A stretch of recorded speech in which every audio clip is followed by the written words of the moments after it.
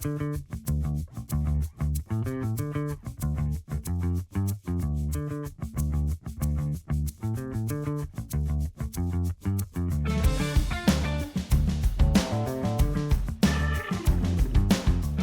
Orediggers, I'm Paul Johnson, President Colorado School of Mines. And as we start a new school year, I want to spend a little bit of time talking about something that's very important to us here on campus, and that's safety. Now, whether you're a faculty member, a staff member, or student, your safety is our #1 priority. Because of that, we want to spend a little bit of time going over some foundational information so that you know what to do in case of emergency here at Mines. Campus safety and security is really important to us here at Mines. We're a tight-knit community, and so everyone's personal role in doing their part makes a big difference. Oh, hey Charles. Hey Dr. Pantel. Here at Mines, the undergraduate and graduate student governments have really pushed for this training to become better prepared for any emergency on campus. Orediggers are lifelong learners, and we hope this training helps you respond to unexpected situations.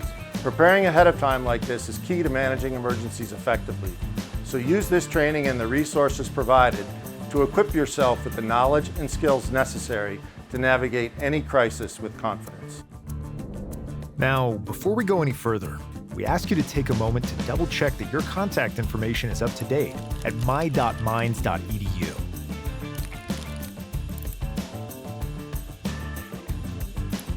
You can add a secondary emergency contact number for someone, such as your parents, partner, friends, or other family members. Current contact information will ensure we can reach you and yours when the need arises. Always remember, safety starts with you. Try to always be mindful and aware of what is going on, wherever you are. Be present, wherever you go. That means looking up from your phone every now and then. Pay attention to your surroundings and the people around you. I'm so sorry. Watch it. And stay vigilant, even when performing everyday tasks or in familiar locations. Being aware helps you take control of your safety. When you're in a new place for the first time, it's always good to get a sense of where the points of entry are and consider alternate exit paths in case you need to leave in a hurry. Try to get a sense of what the vibe is like. Does anything feel off? Trust your intuition. If you sense something is wrong or someone is making you anxious, act on that instinct and treat the situation with urgency. Developing confidence in your abilities to remain calm and act quickly in a crisis will help you make good decisions and encourage those around you to respond appropriately as well. During an emergency event on campus, you'll likely receive a notification from Mines Alert. So, let's take a look at what you can expect.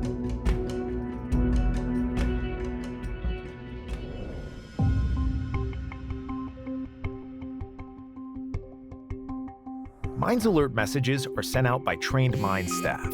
Mines Alerts provide meaningful and actionable emergency information to every Oredigger in a timely manner. When you receive a message from Mines Alert, make sure to pay attention and take the notifications seriously. Follow the instructions in the alert and share them with anyone around you. Then, stay tuned for any additional alerts. Apart from Mines Alert, our emergency management program is made up of a number of additional resources to aid with campus safety. This includes our campus police, a spill response team for hazardous materials incidents, and academic building evacuation teams who assist with emergency evacuations. Our campus is also equipped with fire extinguishers, fire alarms, and emergency phones for quick access to assistance.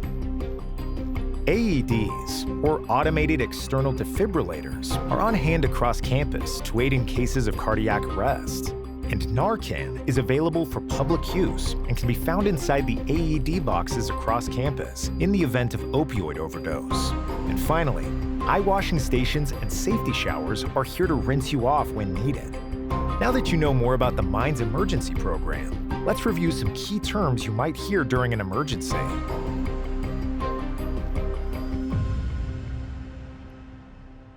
So what do we mean when we talk about actions like shelter in place or evacuation? It's not just jargon. These are the standardized signal words that we use and that you are likely to encounter during an emergency. Let's start with one you've already heard in this video: Mines Alert is the Mines emergency mass notification system used to send emergency notifications to our campus community.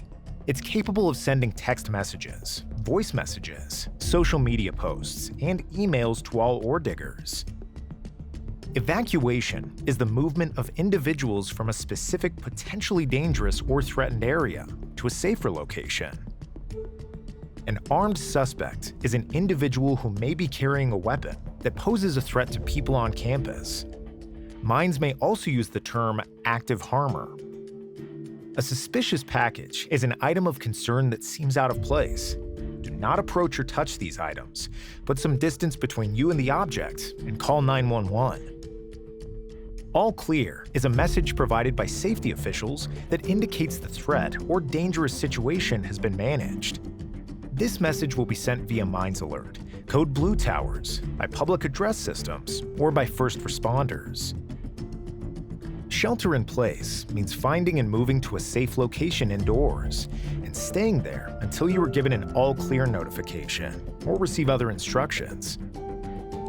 Lockdown is when Mines disables the electronic access points, blaster card readers, and places exterior doors into a locked mode. During a lockdown, blaster cards will not work on card readers, though emergency responders will have means of entering buildings. Although the doors are locked from the outside, Orediggers will still be able to exit the building if instructed to leave. If campus goes into a lockdown, people who are outside will need to quickly evacuate campus because they will not be able to enter any buildings. Likewise, if you are off campus when a lockdown is declared, do not come to campus until you are notified that Mines has resumed normal operations. Shelter-in-place or lockdown notifications could be used for an active harmer, suspicious person, suspicious package, threat made to campus, or a significant chemical hazard. Run, hide, fight is a crisis response method for protecting people during an active harmer situation. The first option is to run away from the threat if it is safe to do so. If running is not an option, then the next step is to find a place to hide. Barricade the door, turn off the lights, and keep clear of any windows. As a last option, you may need to fight to defend yourself and others using improvised weapons. A campus closed announcement means that only residents and those employees identified as critical or essential will remain on campus. All other faculty, staff, and students must depart and stay away until notified of the return to normal operations. Continue to monitor the emergency website for updates, and know that campus shuttles will stop operations. Okay, now that we know all of this emergency terminology, let's put that knowledge into action and consider some potential scenarios.